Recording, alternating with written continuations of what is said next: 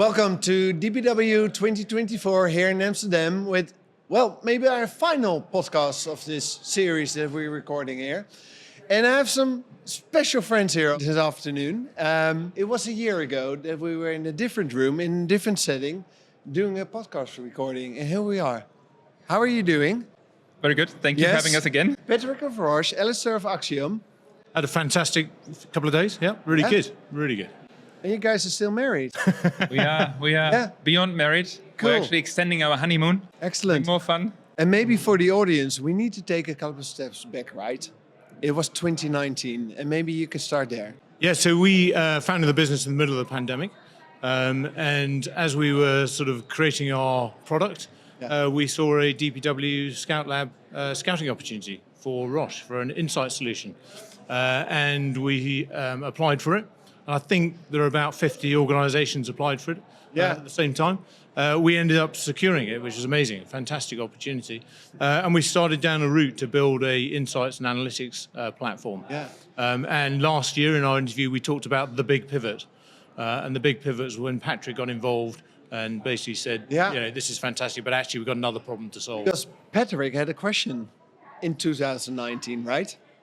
You were looking for something in the market. Well, in general, 2019, we started to explore together what can we do via DPW to find solutions to our problems. And then 21, we had a very concrete case, and that brought us together through you. So you were the matchmaker to this happy married couple here.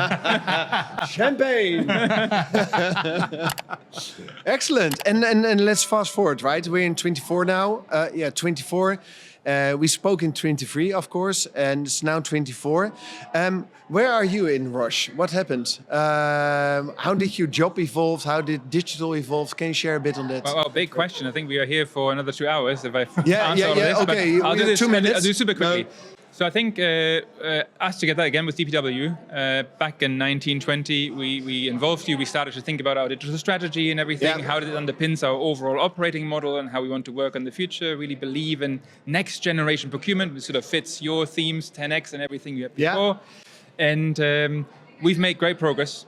I think all of our dreams that we sort of had together came to reality. And now sort of we are optimizing our dreams. That nicely fits also with our marriage, sort of the initial marriage contract delivered, and now we are continuing honeymoon and optimizing and thinking where do we go next. And so process orchestration is big for us, integrating Axiom and the marketplace solution they built for us into the orchestration and making it accessible and available for even more users, scaling it globally, scaling it across all categories.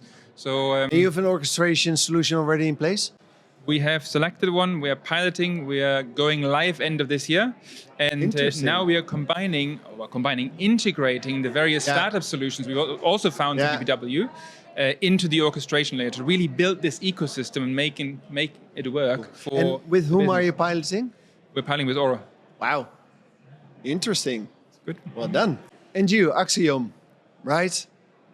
Still happy? Because he says you're happy, but I need to check that, right? Absolutely. No, fantastic. I mean, one of the things that we sort of started this journey down on was to create something new that hadn't been created before.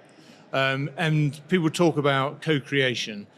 This really is an example of co-creation, but not just to get to the start line. You know, we continue to co-create on new features. We have a fantastic sort of forum where we're constantly thinking about how do we evolve the platform, not for the platform's sake, but we look at it from the user of the platform. What do they need to make their life easier? What do procurement need to make their life easier? What do we do to stop procurement wasting their time on admin? You know, how do we automate those things? How do we make the whole thing more, simpler? You know, the lovely phrase that Roche used about creating more time for science. How is our platform creating more time for science? And that integration with the orchestration layer, is that the first time you integrate? Yes. So it's this is also an interesting opportunity. Yeah, absolutely. Okay. And you say you're married and you're in love, right? But you're looking at others as well, I assume. Maybe I can start this conversation because I think that's a super important point I wanted to raise here. So we agreed on truly doing this together, partnership. But we're now, and that's I think continuing the honeymoon, we're not ending the partnership sort of with product delivered, initial sort of job done. We're actually now looking at how do we partner to go to market together, to help Axiom to scale beyond Roche? Yeah. Because what we've defined is a roadmap that I think will take the product, the solution, far, far further to the benefit not only of Axiom, but also us. And that's where the partnership needs to continue. Roche as well, of course. It's not the co-investment into the product and deliver the product and goodbye. Okay. No, it's now really thinking, how do we take it further? How do we integrate it into some of the other solutions? How do we connect it to a wider customer base to benefit not only Roche, but also others? And that's, I think, the idea of orchestration also, umbrella. If you talk about scale in Roche, how far or how is the scaling journey so far for Axiom in Roche? So we started in the R&D categories, you might remember, but now we're rolling out across every indirect category, across all locations globally.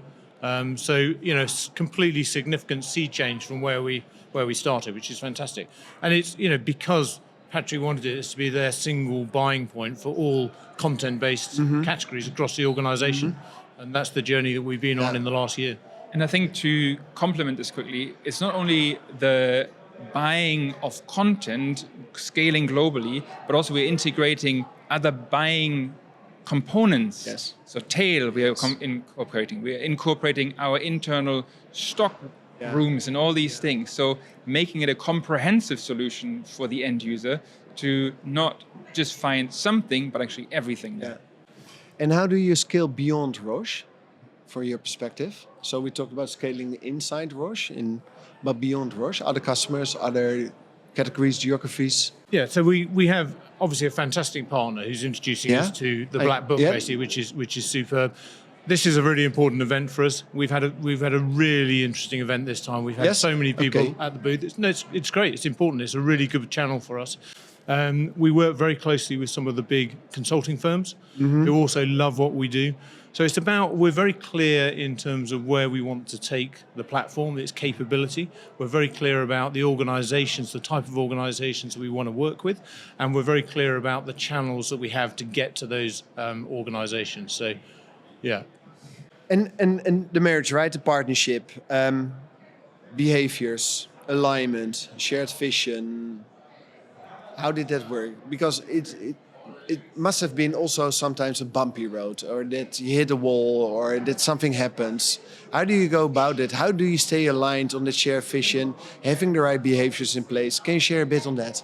I think it comes with cultural fit Yes. and individual fit. Yeah. So I think before we decided to do it, I think we had a few weeks of get to know each other, and I think that's when you make the commitment. Yeah. That's when you decide I can work with this crew or I can't. And I think we decided very quickly this is a fit. This works. This should work. And then I think we went through certainly ups and downs. People complaining, escalating to me from my team. But we had a relationship. We fixed all these things on a sort of like-minded and aligned on the outcome sort of level. Yeah. And it needs conversation. It needs good communication. And last point for me is we never, I think, treated Axiom as the small fish and we're the big guy. We wanted to build, and I think we successfully managed to have this mutual and mutually beneficial relationship, which I think is super critical. That's the word, right? Mutual, beneficial. Definitely. I mean, from our point of view, we don't feel like a supplier. We feel like a real partner. And of course, you know, there are bumps in the road and we have conversations, but we feel we can have a totally honest and open conversation because we know it will be an intelligent conversation.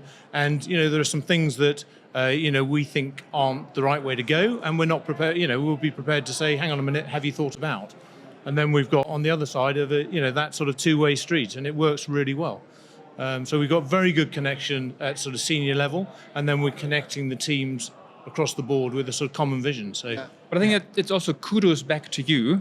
You didn't just, as DPW, and you particularly, Herman, were part of the matchmaking. Yeah, it's not only sort of suggesting a potential startup to work with, but also you helped us in defining governance, how to initially build up towards this relationship that we've created. So it's the guidance and a bit of the marriage counseling right at the beginning. Yeah, and I think that's super helpful because you come with all of this, with the experience and expertise in this.